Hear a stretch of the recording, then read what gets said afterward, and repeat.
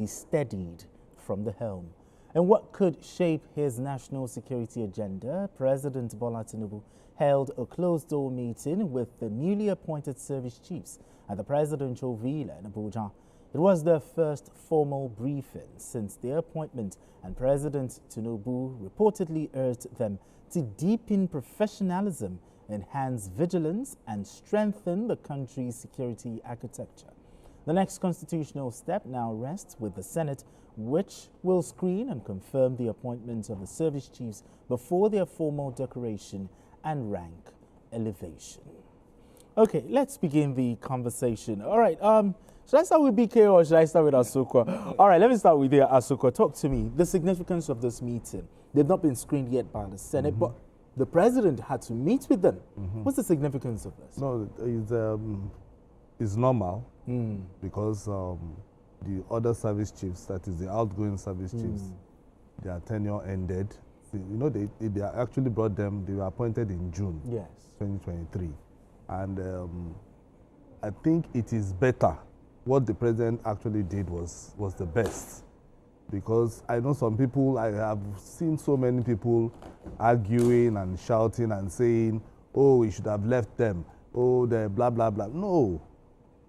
Constitutionally or normally, they're supposed to stay there for 2 years. And they've been there for 2 years. And these them leaving now, they are fantastic. They've done their own work. If you check their records so far, from the CDS to the Chief of Army Staff to the Naval Chief, as well as the Chief of Air Staff, you know, they did very, very well. And this was just the appropriate time for the president to say, okay, fine, you guys have done well for the nation. Let me get new, faces and fresh ideas on how to tackle insecurity in the country. And we can't take whatever, the outgoing service chiefs, did, apart from Olufemi, who he left behind, you can't take their work because they showed professionalism in every aspect. In every aspect. Because if you look at it from the CDS, how he was able to, bring the civil military relations, into the fold, whereby people began to have confidence in the military. As well as even the tackling of insecurity. I remember back then, we were always saying something about insecurity, but at some point, we saw that it came down to at least 40%, based on, the statistics out there, by the different intelligence groups. So we'll have to give these guys, some slack. The president has seen them, and is reposing his confidence in them. So if the commander-in-chief says, I want you to do this job, and I want you to bring fresh ideas, I think we as Nigerians should just keep calm and wait, because I believe that this president would have given them his own KPI. So based on that, we should be looking at asking what were the KPIs that the president actually gave to them, and then how far?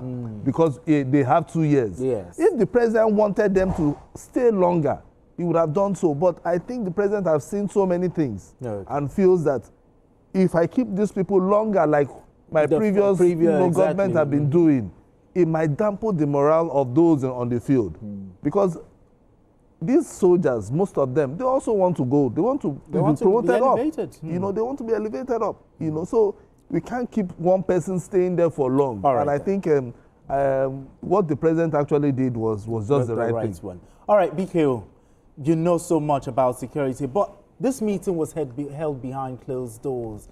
Imagine yourself as a fly on the wall. What do you think the president discussed with the new service chiefs here? Well, the president reiterated the point that, look, there is an urgent and pressing need for us to defeat insecurity in our country. Non-state actors are behaving like they own our country. They are behaving like they cannot be checked. Look at the nonsense happening in the Northwest, where non-state actors, bandits, are determining how and when people can go to their farms. They are forcing people against their will to sign deals with them, to part with their money. Otherwise, they won't be allowed to harvest their crops. How do you work throughout the year? And when it is harvest time, you are denied the opportunity to harvest your crops until you part with some money. Bandits are getting communities to pay them money in exchange for security. So these things need to stop, because these bandits are behaving like some phantom that nobody can do anything about. And the president just felt that, look, if I bring in new service chiefs, we will then see a lot of changes and reorganization along strategic, tactical, and operational levels. So this is a routine move by the commander-in-chief. Why people continue to say, oh, it's because there's a coup, this and that, I wish I understand. If you are saying the president sacked service chiefs because a coup was being planned, okay, are you saying the service chiefs that were asked to go were the planners of that coup? He didn't sack all the service chiefs. He didn't sack all the service chiefs. So are you saying now that the people who were asked to go were the planners of the coup, or the ones who were told to remain did not know anything about it? People should talk only about things that they have sufficient knowledge of. As I've said on this program on Sunday, service chiefs ordinarily are not supposed to last more than 2 years. In fact, the harmonized terms of conditions of service for officers of the Nigerian forces stipulate in Chapter 11, and I quote, an officer appointed the Chief of Defense Staff, Chief of Army Staff, Chief of Naval Staff shall be a 4-star general and may hold the appointment for a continuous period of 2 years from the date of the expiration of the initial 2-year period. That's 2 years. The president reserves the right to extend, but what is stipulated is 2 years. The fact that a former president got them to remain in office beyond 5 years does not mean that any other president that comes will behave in that way, because that one dampened morale in the armed forces. Every class at NDA, Nigerian Defense Academy, wishes to see one of his own become a service chief.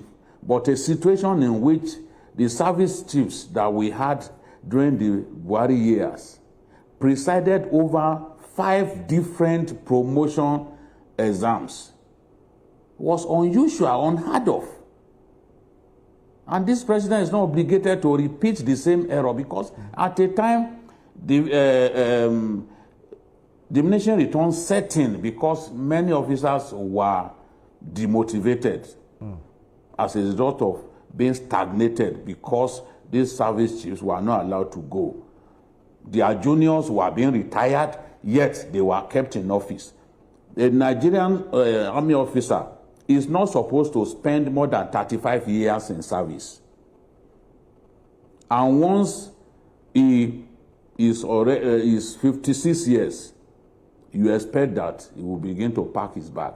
A situation in which somebody clocked 60 years, one of those service chiefs clocked 60 years, and you still kept him in office. It is wrong. It goes against the law. So Mr. President just said, no, I shouldn't make that mistake. And look, we've seen many Nigerians who came out to say, look, the crime wave is getting, insecurity is getting really bad again. Let's do something. We are human beings. Sometimes diminishing return will set in, and when it sets in, you then ask yourself, what should you do? It's not somebody's personal position, in which case he remains there. I mean, this is not like Paul Biya being in office. At 92 years, he's still a sitting president. No, our service chiefs cannot be treated like a Paul Biya that will remain in office indefinitely. No. You cannot get them to improve if you do not challenge them. Okay. They have to be challenged.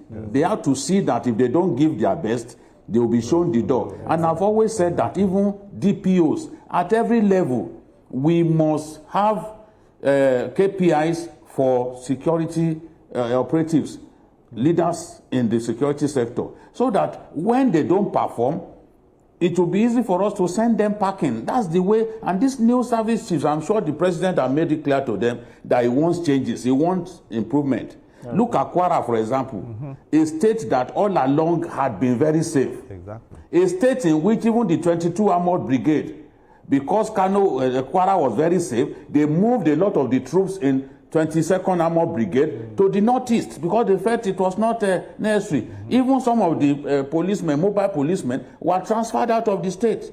Today, bandits have taken over many parts of Kwara South. So these are challenges that we face. Okay. And we need changes. I'm sure the president must have made it clear to them during that 40-minute meeting with them that, look, this is what I expect from you. All right, then. And if they do not do what the president expects of them, I expect the president to wield the big stick. Absolutely. That is the way to go. Absolutely. Now, the other side of this conversation, the Senate screening, is coming soon. What should Nigerians expect? No, what Nigerians should be looking at is we need the Senate to thoroughly ask them questions on how they can tackle, the insecurity, especially in the Northwest. It shouldn't be bow and go. It's not about bow and go. Okay. It should be what are you going to bring to the table? What are you going to do differently, from what the previous, service chiefs actually did. Okay. Especially look at, for instance, the naval chief, how he was able, Exactly. to increase oil production by stopping pirates from, gaining access into the Nigerian waters, So we need to see a Senate that will be asking critical questions on how these service chiefs will be able to do their work. It shouldn't just be business as usual. It shouldn't be business as usual. From the chief of army staff to the chief of naval staff to the chief of the air staff. We need to see the new things they want to bring in. I want to believe that they are also preparing their books on how they would defend themselves when they get to the Senate. So that when they are asking them those things they want to do differently, Nigerians want to hear it. And perhaps some of them might even have more things they want to say. Yes. They can keep it to themselves, because we do not want the enemy to know what their next line of action will be. But at least those little things that will repose confidence in Nigerians to know that the Mr. President did not make mistake by nominating them as service chiefs. That is what we want to hear. Absolutely. So the Senate should focus basically on competence and the strategic vision of the nominees. All right, gentlemen, let's move straight to our next conversation. An election is much more than balloting. It is a reflection of the people's will. Poised to uphold this, the Independent National Electoral Commission, INEC, says it is 99% ready for the Anambra State governorship election on the 8th of November. The assurance follows a week-long review of logistics, security, and field operations. Responding to stakeholders' appeal, INEC has extended the collection of permanent voter cards PVCs to Sunday, the 2nd of November. Meanwhile, the new INEC chairman, Professor Joash Amokpiton, SAN, has stated that a key priority of his tenure will be reduction of the number of pre-election litigations, with INEC contending with over 1,000 pre-election cases in the lead-up to the 2023 general elections. Professor Amokpiton emphasized the need for a stronger internal party democracy, improved compliance with electoral guidelines, and early dispute resolution mechanisms to minimize such cases in future elections. All right, Biko, I'll start with you here, because when INEC says that it is 99% ready for the election, talk to me, what specific criteria and are they using to justify this claim of 99% ready for Anambra state elections? Yes, the electoral body has conducted a week-long readiness assessment tour of all parts of the state. Apart from that, they also tested the bimodal voter authentication system, BVAS. During week time, some glitches, some network glitches were recorded. These things happen even on election day, but there are no problems that cannot be fixed. So INEC has also, just in the desire of the INEC chairman to ensure that no voter in Anambra State is left behind, INEC also extended the collection of PVCs from October 29 to November the 2nd. This is to enable people pick up their PVCs ahead of the November 8th election. So, and the INEC chairman has been having meetings with strategic stakeholders with the desire to identify problems, logistical hiccups, as well as hiccups related to security, because that is a state where non-state actors are very active. Those who enforce sit-at-home and cultists who kill people for fun, they are very active in that state. So the NSA was among the strategic stakeholders that had a meeting with the INEC chair on preparations for a seamless, free, fair, and credible elections. So I think that at this point, the chairman is convinced that all that they need to do, they have a good grip on all that they need to do, and that was what made them to say we are 99% ready. But in situations where you rely so much on technology, anything can happen. Some of the best pieces of technology are known to have failed even at the last minute. So we cannot say that the election would not suffer any kind of hiccup or that there won't be glitches. What we can do is to simply wait till election day to see whether all the promises that the INEC has made will be fulfilled. We want to see on election day that ballot materials are brought to polling stations in good time. We want to see the beavers work excellently on election day, because if the beavers, as the electronic, which is the electronic accreditation module, works efficiently on election day, it means that that election has already passed the test of integrity. So I would rather be patient to see that the usual problems we experience on election day in our country are dealt with on election day. Let us see whether there will be an improvement over the last election, for example. Then the issue of mobilization. Political parties have their own roles to play. They have to help INEC in the area of mobilization and education, voter education, so that we can have more people come out to vote this time around than we saw during the last governorship election in Anambra State. All of this voter turnout and the solid performance of the beavers are things that will make people see the election as a resounding success. So we are waiting to see whether INEC will be able to fulfill all of the promises that it has made. But we won't write INEC off at this point. Let us hope that they will be able to fulfill their promise and the people's votes will count. That is what we want to see. All right, Asuko, now, Wiki has mentioned some issues, okay? Yeah, 99%, but we still have 1%, you know, for the small. But how will INEC ensure that issues like late arrival of materials, malfunctioning, malfunctioning of accreditation devices, and even staff absenteeism? How do you think, how will INEC ensure that these things are managed, you know, effectively? I think Biki actually mentioned one, which is the technical part. You know, we are humans.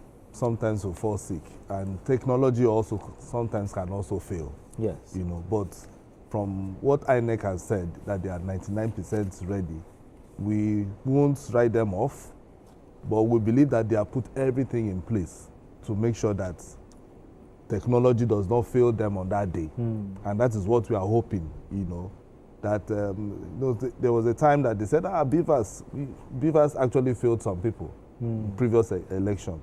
And it wasn't that it failed completely, because there were some people that beavers could not capture their faces, but it captured other people. So something might have happened in between, but it is technology. It is just like our cars. You can even start, you warm your car, you say you are going out, and then eventually it will stop on the road. Even with the ATM. ATM sometimes happens. So, but we are hoping that it will happen like that. Now, for the ones that I feel that INEC should be able to solve, which is lateness of materials and all that.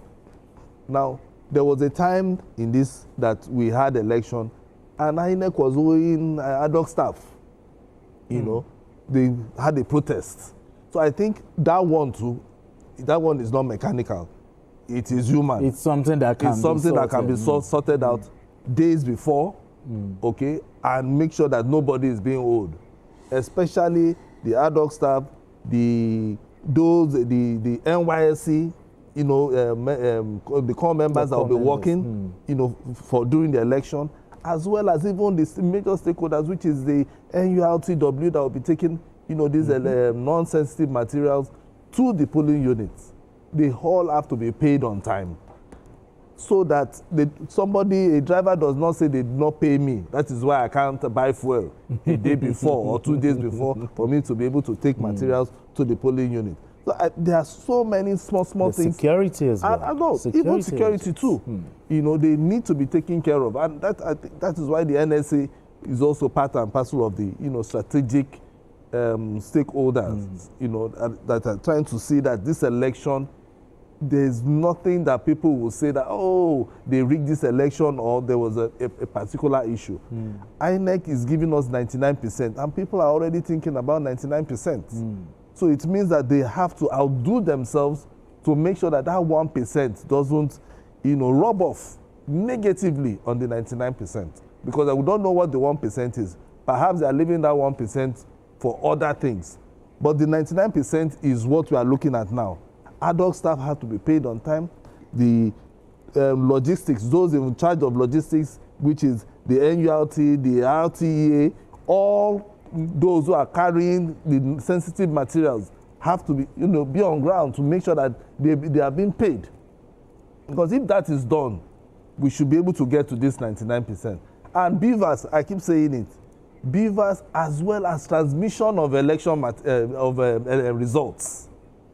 People are hoping that will be done. I don't know if the current INEC chairman, because he has said he's coming up with so many promises, and people are hoping that he will change the wheel. We are hoping that at least we will see something that every result is being transmitted. But is it fair to say that, the way Professor Amopiton manages this Anambra election as his first litmus that they will judge him by? No, well, is it fair? We one. It's just just 2 weeks. Let's say it has 2 weeks. So what he will be looking at is to review whatever they are going to do in Anambra. But we can say this is his first election. Yes. You know, but we will not count it on him. Because right now, he's just saying, okay, fine, you guys have put everything on ground, but I would like to review what you have done. So we cannot score him based on this Anambra election. Exactly.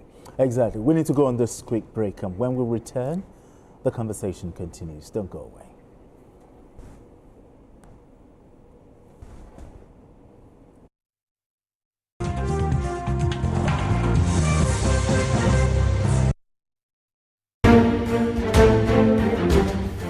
The Renewed Hope Initiative RHI presents the RHI Green Nigeria Challenge. Go green today for a greener tomorrow. This national competition is in 3 categories. The household category is a tree planting competition amongst 11 frontline states in northern Nigeria. Each participating household in Adamawa, Borno, Bauchi, Gombe, Jigawa, Kano, Katsina, Kebbi, Sokoto, Yobe, and Zamfara states will plant a minimum of 1 tree to qualify, with a video evidence of before and after the tree planting exercise.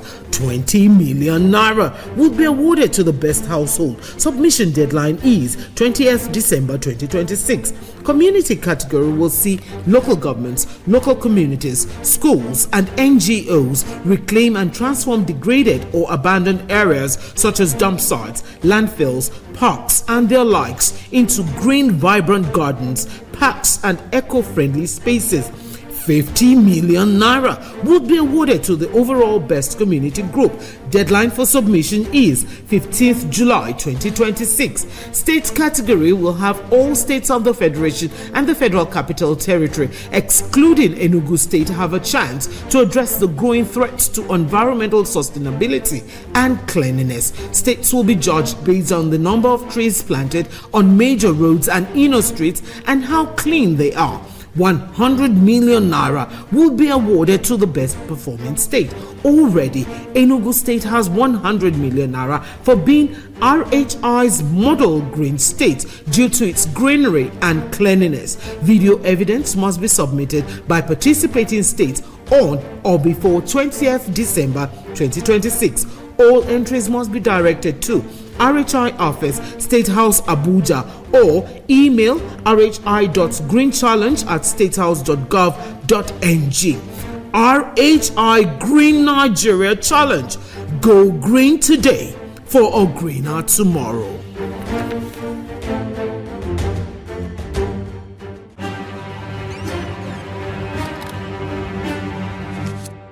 Every clash of ideas begins the same way. Differences could be a disagreement, 2 voices, 2 views, standing apart, or an argument. a battle to win, to prove, or to conquer. Both are born from differences. One can open the door to respect. Sound, are you ready? And the other close it with fire. 2 perspectives, but one big issue. Are you good?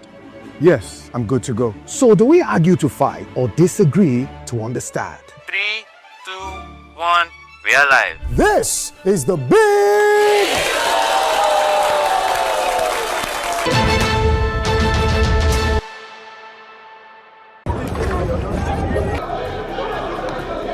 Every second, every minute, every hour, and every day, time doesn't just tick away. It counts down to political decisions that shape our world. This country must move. Imagine the impact these decisions have on our lives. Some are consequential, others may leave us intrigued or baffled. You will have no better friend and partner than Nigeria. Step in and feel the frenzy like never before. Join me every weekday for an hour of fact-finding interviews where questions cut to the core. How would you say your administration has fared in these sectors? I will dig in to get to the heart of issues, from local politics to global insight. Join me as I unearth the power plays, jaw-dropping revelations, and the unfiltered truth. This isn't just politics, it's unraveling the stories that matter. Brace yourself for Politics Tonight every weekday at 8 p.m., where every decision echoes along the corridors of our lives. Politics Tonight, only on TVC News.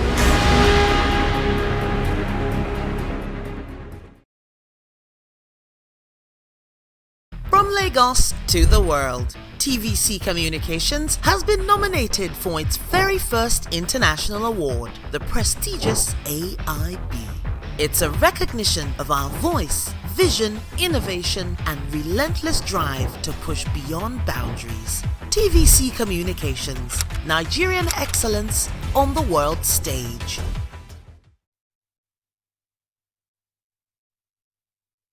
I'm Nifemi Oguntoye, news anchor with TVC News.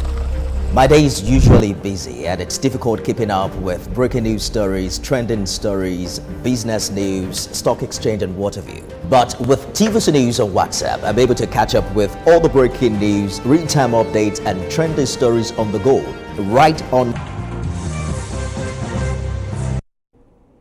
All right, if you just joined us, it's still Journalist Hangout. We still have Asukwa James right here with us and Babajide Kolade Otitoju BKO joining us via Zoom, from Abuja. So, BKO, I'm going to come to you here because the INEC chairman has promised to reduce pre-election litigations. And just like the question I, threw at Asukwa, because some persons have said that they will score the new INEC chair, with the way Anambra election is managed. How do you respond to this? Well, I need you to stop saying I'm joining you via Zoom. I wanted to tell you. In Abuja studio. I am in the beautiful Abuja studio. Okay, yeah. Thank you. No design that I can have for my Zoom engagements that can be as beautiful as this. Absolutely, absolutely. You don't trust your this internet. Is the studio of TVC. So, you see, our concern all along had always been electoral integrity. If we have electoral integrity, people's attitude to elections will improve. And how do we have electoral integrity? When everyone can see that the balloting has taken place in substantial compliance with the letters of the Electoral Act. We need INEC to be very professional on the day. We need security operatives to be exceptionally professional on the day. Nobody should be permitted to buy votes on that day because that is probably the biggest problem confronting us as a people now when it comes to organizing elections. The reforms that have happened in the electoral space have made vote rigging a lot more difficult. In the past, people will go and grab ballot papers from somewhere and do massive ballot stuffing. They will beat up people and steal their votes. They will grab their ballot boxes and run away. That is no longer common. How often do you hear people snatching ballot boxes? Because the beavers especially, and the fact that even the use of incident form has now been effectively outlawed. All of these have helped us to improve electoral integrity. I've got to give kudos to the immediate past INEC chair because these innovations came. We moved away from the card reader to something much better than the card reader, which is the beavers. And this beavers is technology designed by Nigerians, Nigerian engineers, which is a lot better now. It makes elections. That's why even those figures that we used to see on rainy day, 2 million votes, 1.5 million votes, we are no longer seeing such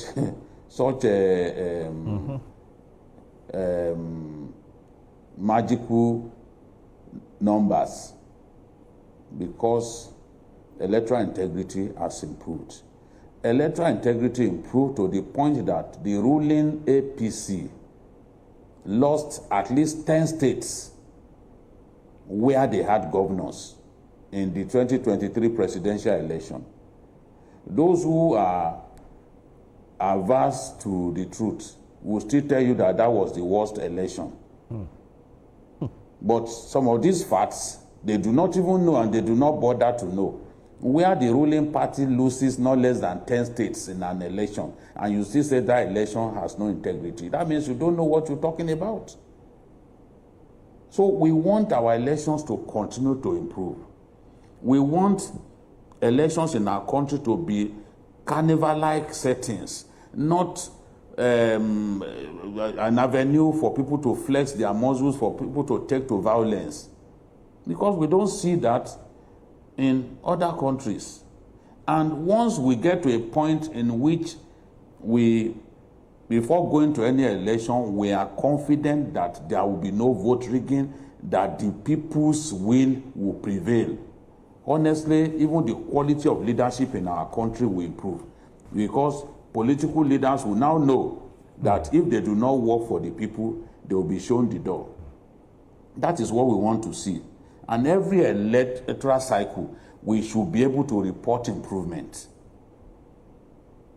If we keep having incremental progress in the area of our elections, honestly, every facet of our life will benefit from it. We'll begin to see good leaders, leaders who will truly work for the people and not simply work for themselves and members of their family.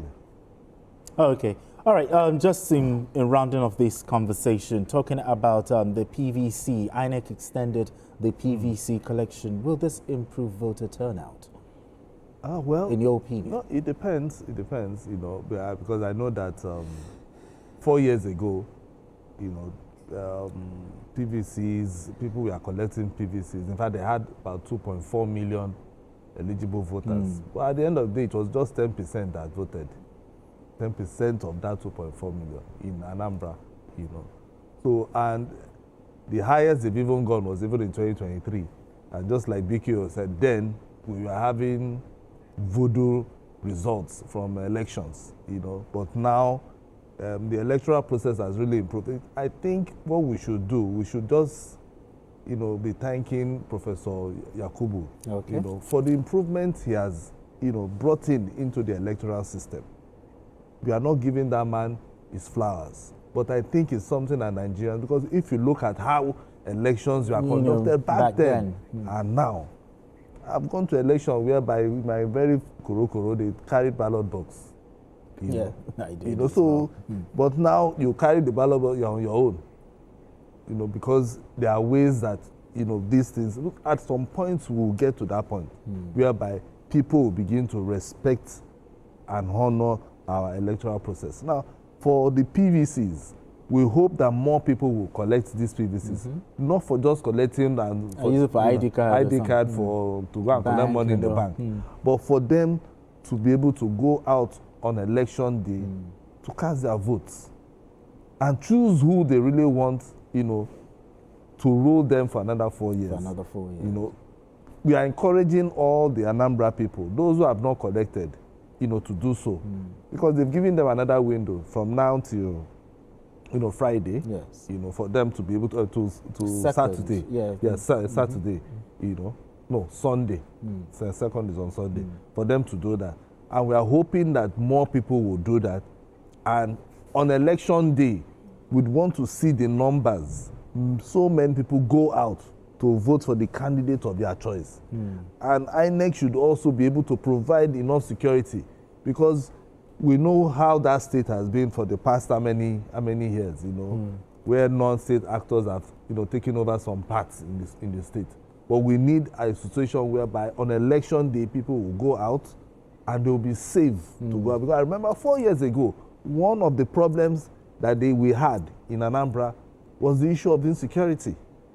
And it has not really left the state. So we are hoping that this year, people will not be afraid to go out. but people who have collected their PVC will go out and then they'll be able to vote. All right, gentlemen, let's move straight to our final conversation. Courtrooms often mirror the tension between law and conviction.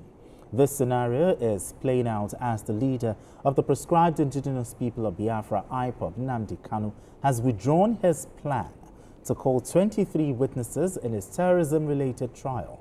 Kanu told the Federal High Court at Abuja that entering a formal defense would be futile, arguing that there is no valid charge against him despite the court's earlier ruling that he has a case to answer. The judge directed him to file a written address outlining his stance and adjourned the matter to the 4th of November.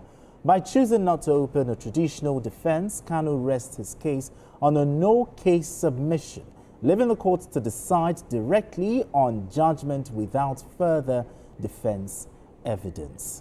I mean, BKO, looking at this, what are the legal implications of Nnamdi Kanu's decision to rest his case on a no-case submission? Is he making an error here?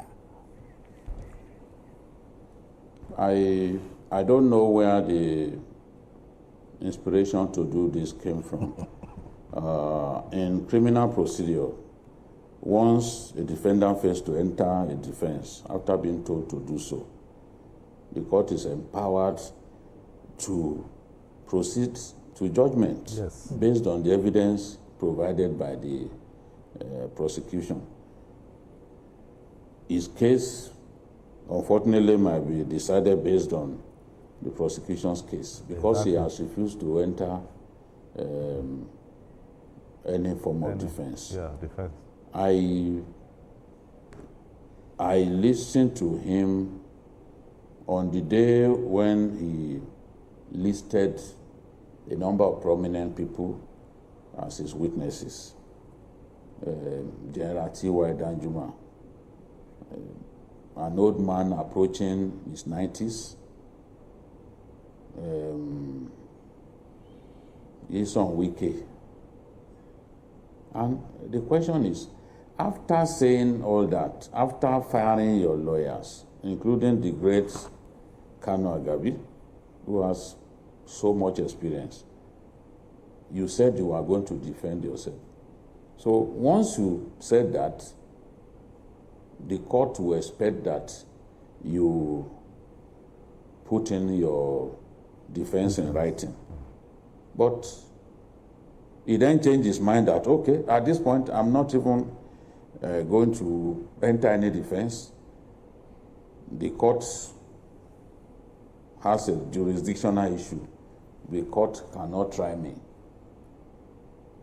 These are issues that he earlier brought up in his no-case submission.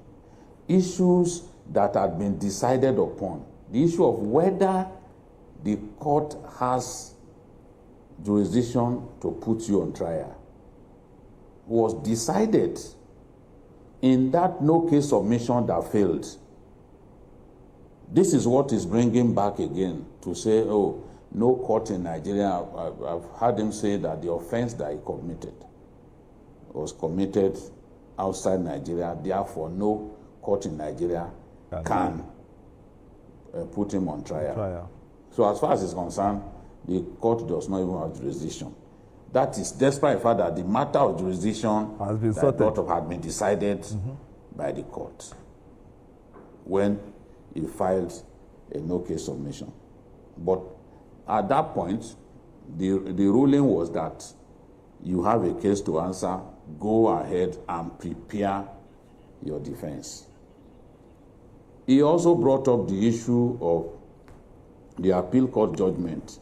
The appeal court ruled that Nnamdi Kanu should be freed because the manner in which he was rendered to Nigeria from Kenya was against international law.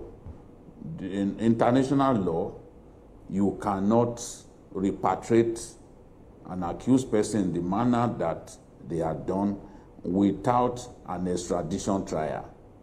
So that point was made by the appeal court, and the appeal court ordered his release. Kanu made this point late last week, that this court, Justice Omotoshaw's court, should release him based on the appeal court judgment, whereas the appeal court judgment had been set aside by the Supreme Court. So I don't get it. The matter of his report, the medical report, yes, that the court mandated the NMA to evaluate and report to it. The NMA report says Kanu is fit to stand trial. When that report was presented before the court, Kanu's lawyers did not object to it. In fact, they even cross-examined the doctor. All right. Okay, now, Biko, you are bringing that up. Okay. Biko, I need you to just you are pause for a bit. We need to go on this quick break, and when we return, we'll continue with this conversation. Don't go away. It's still Journalist Hangout.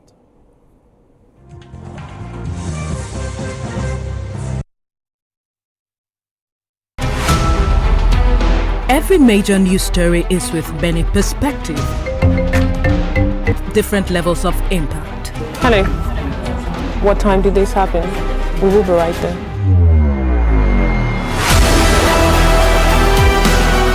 At TVC News, we follow the big and major news, gathering the facts, witnessing the outcome. I am here live at the aftermath of the approval of the new national minimum wage. We are TV station of the year, not just for breaking news, but for being first, fair and accurate. TVC News, first with breaking news. In a world where news never sleeps, we're taking a giant leap into the future. We at TVC Communications are proud to introduce a new era in news broadcasting. But first, let me introduce my special friend, Olamide AI. Hi, Olamide Human. Is it time to come out yet? Yes, indeed it is. And you can bring your friends along. Meet our new AI anchors, speaking your language and sharing your stories. From English, good day. These are the news headlines to Pidgin. Better country people, on a good evening. Yoruba, Ekaro, Ekodede Asikoyi, Shedadalabayi, Igbo, Ndewo, Auto Innovation, Ahambu Obada Samson Ejiro, and Hausa. Mutane na sanar da zuwa, sunana Rakia Abdulkarim kuma kana kallon TVC News. We are bringing the news closer to you. Faster, smarter, and always reliable. And together, we are shaping the future of news for every Nigerian, everywhere. Innovation, connection, and trust. The future of news is here. TVC News, first with breaking news. And now first in Nigeria with AI news anchors. And that's it on TVC News. We're back at the top of the hour with more updates. Breaking news, two words that define our world. Unpredictable but inevitable. It's the rush of adrenaline, the spark that ignites our curiosity. But you see, breaking news is more than just a headline or an attention grabber. It's a responsibility to tell the truth, to seek out the facts, and to share the stories that need to be told. As a news anchor, I've witnessed history unfold before my eyes, from moments of triumph to times of tragedy.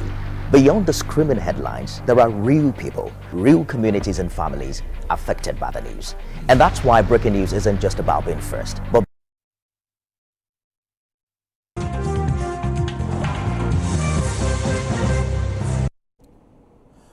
All right, you're welcome back to the show. It's still Journalist Hangout. All right, so Bika, I need you to land on your thoughts before I come to Asuko James. Going to make was that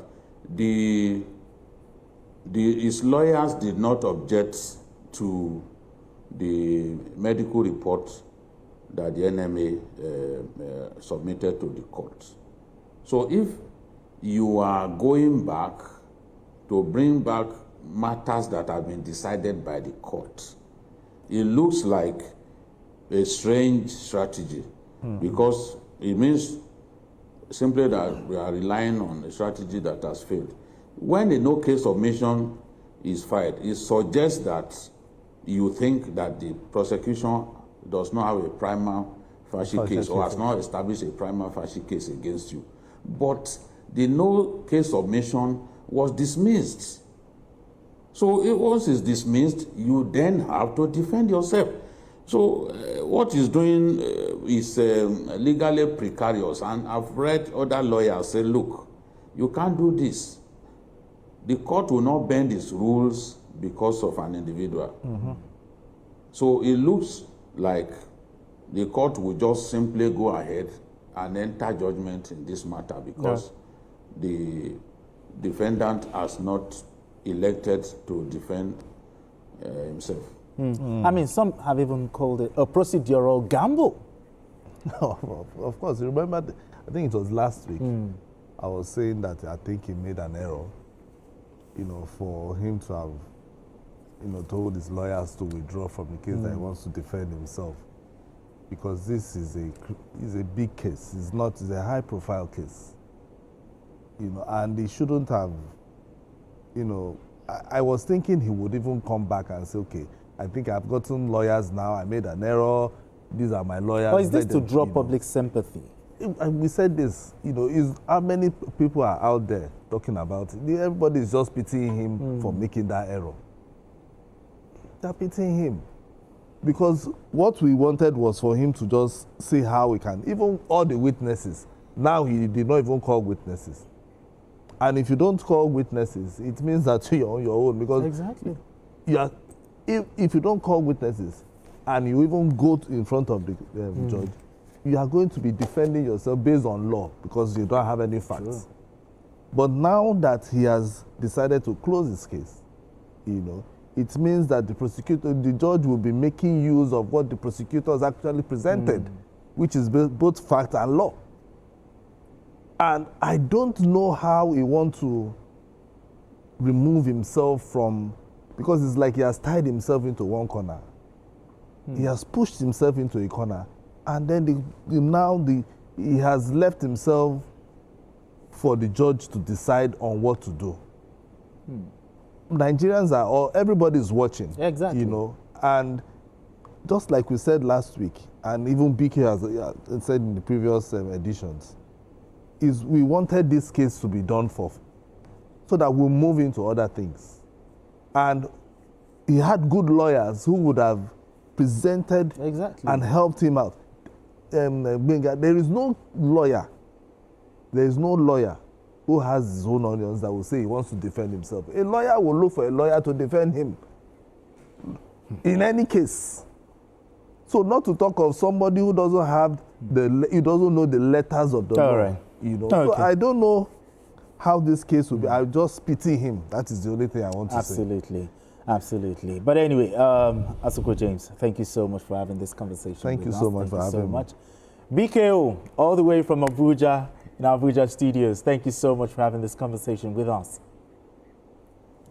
Thank you, Benga. And we look forward to seeing you in Lagos. And let him bring Kilishi. All right then. And that's it on Journalist Hangout today. Join us tomorrow for another episode of the program. You can watch the repeat broadcast of this episode tonight at 11. Join us on Sunday from 1:30 to 3:30 p.m. for Journalist Hangout on Sunday. We are on YouTube at youtube.com/TVC News Nigeria. I am Binga. Bye for now, and God bless Nigeria.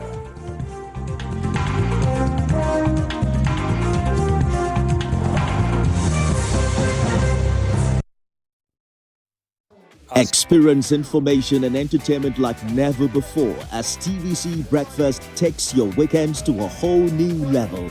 Introducing TVC Breakfast Weekend Edition, your ultimate source of thrilling sports updates, insightful political analysis, and captivating entertainment news. Stay in the know with what's trending, catch up with the latest in sports, and immerse yourself in the latest buzz from the world of music and movies.